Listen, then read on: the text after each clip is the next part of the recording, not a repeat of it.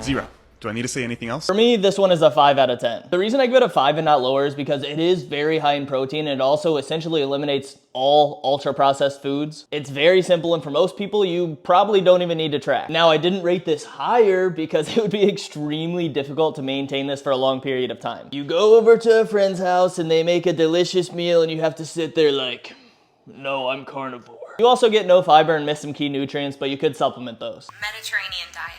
9. It's overall one of the healthiest dietary patterns that you can follow to improve overall health. 9 out of 10. It's not restrictive. You get lots of vegetables, healthy fats, lean protein, can still enjoy treats, and it has a ton of evidence proving it's good for heart health. It's your macros. 7. I'm a fan, but when you only focus on your macros, you're neglecting food quality, which also really matters. 7 out of 10. This would work 100% of the time if we're talking strictly fat loss. But it does drop some points, like he said, because some people neglect food quality. This could be closer to a 10 out of 10 if you just make sure to focus on at least 50 to 70% whole foods. Cutting out seed oils. 0. Literally doesn't do anything. 5 out of 10. And no, I don't think seed oils are inherently bad. But what I do know is that if you cut seed oils out, that pretty much eliminates all fast food, which is a huge problem. Just don't hyperfixate on every single product because it's not going to make you immensely healthier. When you say you're cutting out seed oils, you're essentially just steering yourself toward a more healthy, whole food, nutrient-dense diet. Keto/low carb. 2.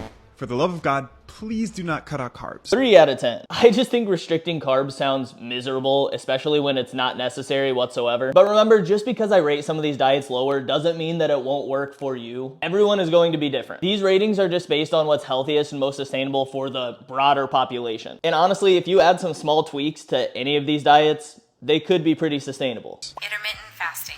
7. It can be useful for some people, but it's definitely not necessary. 7 out of 10. This is an extremely useful strategy, especially if you have a big appetite. There is no magic happening here though. It's just simply a way to reduce your overall calorie intake by having a smaller eating window. Vegan/plant-based. 5. I know that some people follow a plant-based diet for ethical reasons, and it's not bad by any means, but it's not any better than eating animal-based foods. 5 out of 10. You're neglecting some micronutrients, so you need to make sure you're supplementing correctly. Still pretty restrictive in my opinion, but hey, some people actually enjoy eating like this. Whole food-based diet. 10.